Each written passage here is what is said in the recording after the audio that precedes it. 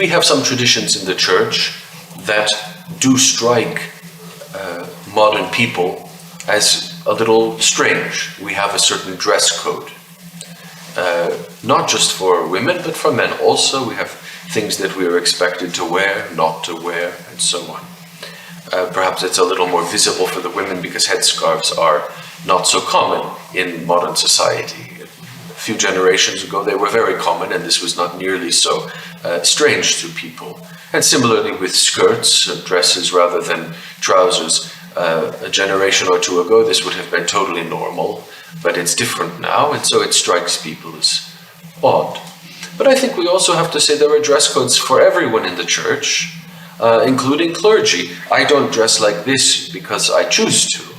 I didn't decide that I wanted to wear this particular style of hat or this particular several layers of black garments. We do these things because they're prescribed for us. It's precisely because we're told to do it, because we're said, do this and good will come of it, for you and for other people. That is the spiritual sacrifice that we're asked to make by the church. If we just decide to do what we want to do, if I decide I want to be a priest or a bishop, but I want to just wear whatever I feel like wearing, I don't want to wear all this old-fashioned stuff. Okay, my freedom is being exercised, but I lose the spiritual significance that comes to the humility that is born in us by saying, I don't have that choice. I will do what every other priest does. I will wear what every other monk wears. I will dress like every other Orthodox Christian dresses. This is not to remove what is beautiful about our individuality. Quite the opposite. We live in a world where we think that as long as we make our own choices about everything, clothes, makeup, music, books, food, lifestyle, then I'm free. Right? My freedom means I can make any choice that I want about anything at any time. The church is always teaching us that that's not real freedom. That's just an enslavement to my selfishness. Because the things that I want to wear, why do I want to wear them? Because society has made me like this and not like that. Because the groups I belong to, friends, colleagues, they say this is popular and that is not popular. And so I decide for myself how I want to look in order to make my kind of impression on the world. And the church is saying to us, this is ultimately a kind of selfishness, defining reality by my desires. And the church says that kind of freedom always leads to unhappiness. Because you think you're being free, you think you're liberated, and yet you end up a slave to the trends of the moment. You end up a slave to what other people want of you, what you want of yourself. And look how the world in our generation has become obsessed with this kind of personal freedom.